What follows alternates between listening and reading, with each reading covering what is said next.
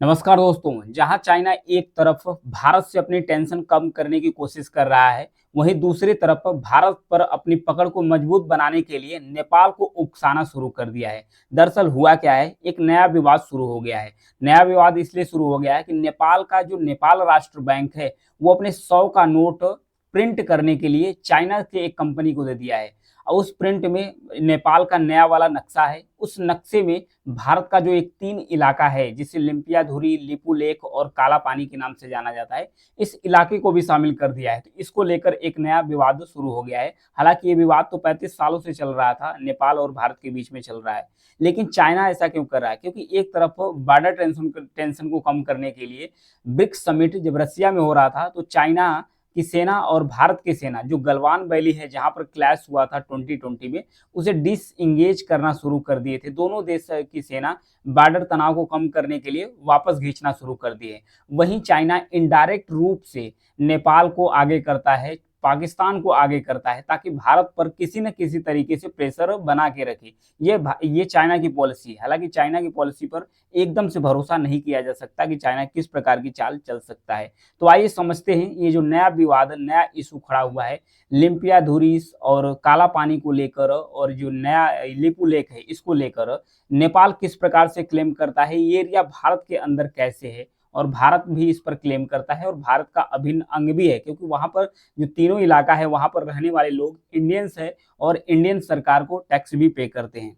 नेपाल का central bank, Nepal राष्ट्र bank ने चीनी की एक कंपनी को 100 का नोट दिया था। 100 का नोट दिया। वर्तमान में अभी नेपाल में यही नोट चल रही है, लेकिन अभी जो नया प्रिंट होगा नोट, उसमें नेपाल का नया नक्शा होगा। उस नए नक्शे में जो इंडिया के 3 इलाके हैं, लिम्पियाधुरा, काला पानी और लिपू लेक, इसको शामिल कर लिया गया है। विवाद यहीं से शुरू हो गया है दोनों देशों के बीच में। चीन के bank note print and meeting corporation company है, नोट छापने का ठेका उसी को मिल गया है। चीन की कंपनी नेपाल नोट को करीब 30 करोड़ प्रतियां छापेगी। 30 करोड़ प्रतियां छापेगी।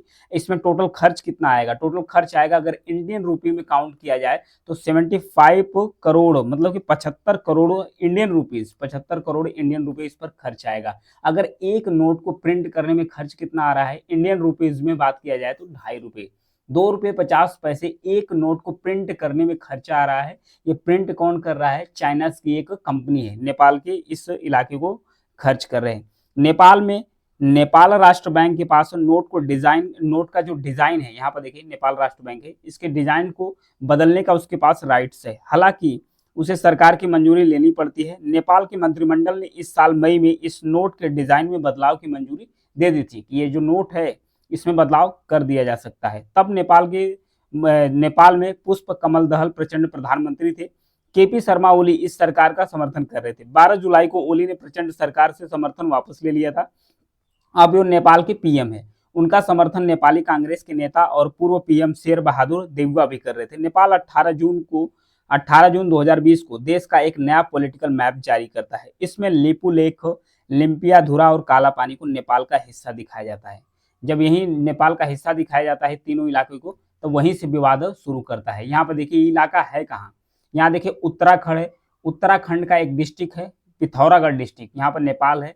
नेपाल के अगर आप जाएंगे उत्तर पश्चिम इलाके में, तो ये 3 इलाका एग्जिस्ट करता है। यहाँ पर उत्तराखंड भारत का एक राज्य है। उत्तराखंड का एक पिथौरागढ़ डिस्ट्रिक्ट है। इसी डिस्ट्रिक्ट के अंदर लिम्पियाधुरी, लेपू लेक और काली पानी, मतलब काला पानी, जो 3 इलाका है ये यहाँ पर एग्जिस्ट करते हैं, मतलब यहाँ पर है। तो इसी को लेकर विवाद शुरू हुआ था।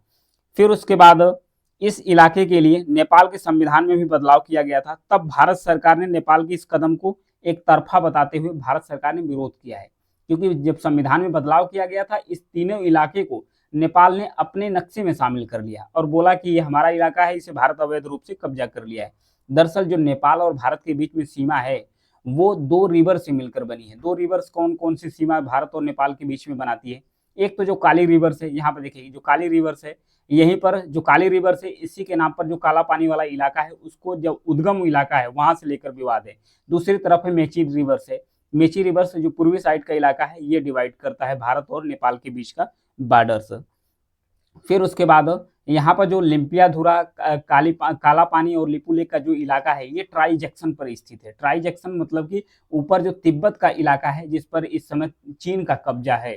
तो यानी कि ये चाइना इधर हो गया ऊपर, फिर उसके बाद इधर नेपाल हो गया, इधर इंडिया हो गया। इन तीनों ही इलाकों पर मतलब तीनों ही इलाकों के जंक्शन पर लिम्पिया धुरी, काला पानी और जो लिपू लेक है, तीनों एरिया वहीं पर एग्जिस्ट करते हैं।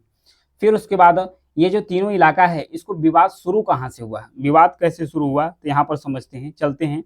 अंग्रेज और नेपाल के गोरखा राजा के बीच एक समझौता हुआ था। दरअसल इंडिया जो है ना, पूरे इंडिया पर किसका शासन था, अंग्रेजों का शासन था। 1816 में अंग्रेजों का शासन था। तब नेपाल में राजशाही चल रही थी। राजशाही अभी कुछ ही साल हो गया खत्म हुए, तो राजशाही नेपाल में चलती थी। तो उस समय राजा कौन था, गोरखा राजा था, गोरखा राजा था नेपाल का। तो गोरखा राजा और अंग्रेजों के बीच में एक समझौता हुआ। इस समझौते का नाम दिया गया था सुगौली का समझौता। इस समझौते के तहत हुआ गया था कि ये जो काली रिवर्स है, यहाँ पे देखिए जो काली नदी है जो डिवाइड करती है भारत और नेपाल के बॉर्डर को, काली रिवर है, इसके जो पश्चिम वाला इलाका है ये भारत का होगा, इसका जो पूर्वी वाला इलाका होगा ये नेपाल का होगा। ये डिसाइड कर लिया गया था 1816 में ही। ये डिसाइड कौन किया था, अंग्रेज किए थे और नेपाल के गोरखा राजा। तो अभी जो नेपाल के वर्तमान प्रधानमंत्री है या नेपाल के लोग हैं, ये कह रहे हैं कि अंग्रेजों ने डिसाइड किया है बॉर्डर को, इसे हम नहीं मानते हैं क्योंकि भारत ने तो ये डिसाइड किया नहीं है। तो असली जो विवाद है इसके उद्गम इलाका को लेकर है। दरअसल इसकी जो धारा है, इसको दो धाराओं में बांटा गया है। एक को कहते हैं पश्चिमी धारा और दूसरे को कहते हैं पूर्वी धारा। तो भारत जो है, भारत मानता है कि जो काली रिवर्स है, काली रिवर्स पूर्वी धारा से, इसका उद्गम पूर्वी धारा से है। और जो पूर्वी धारा से उद्गम है, तो पूर्वी धारा के इलाका जहाँ से काली पानी और काला पानी और लिम्पिया धुरी आता है, ये इलाका भारत का आ जाता है। दरअसल नेपाल क्या कर रहा है, नेपाल कर रहा है कि जो काली रिवर्स है, जो काली नदी है, इसका जो उद्गम यानी कि जो इसका उद्गम स्थल है ये पश्चिमी धारा से है, पश्चिमी धारा से है। यानी कि जो लिम्पिया धुरा, काला पानी और उसके बाद जो लिपू लेक का इलाका आ जाता है, ये नेपाल के बॉर्डर में पड़ जाता है। तो ये दोनों उद्गम को लेकर विवाद है, क्योंकि इसका उद्गम कंफर्म नहीं है, पूर्वी धारा पश्चिमी धारा को लेकर विवाद है। तो इसी विवाद को लेकर दोनों देश आपस में लड़े हुए हैं। लिम्पिया धुरा, काला पानी, लिपू लेक उत्तराखंड का जो कुमाऊं मंडल है उसमें पिथौरागढ़ जो जिला है, डिस्ट्रिक्ट है, उसी का पार्ट है। ये तीनों ही इलाके 370 वर्ग किलोमीटर में फैला हुआ है। यहाँ के रहने वाले लोग जो नागरिक हैं, ये इंडियन नागरिक हैं और इंडियन सरकार को टैक्स पे करते हैं, यानी कि पहले से ही इंडियंस है। इसको लेकर उत्तराखंड का जो पिथौरागढ़ जिला है, इसमें काला पानी, भारत, तिब्बत और नेपाल के बीच ट्राई जंक्शन भी है, इसलिए यहाँ सामरिक तौर पर काफ़ी ये अहम जगह हो जाती है। इसलिए ये नेपाल को भी चाहिए और नेपाल के माध्यम से चाइना को चाहिए, क्योंकि चाइना इसको उकसावा दे रहा है बार बार।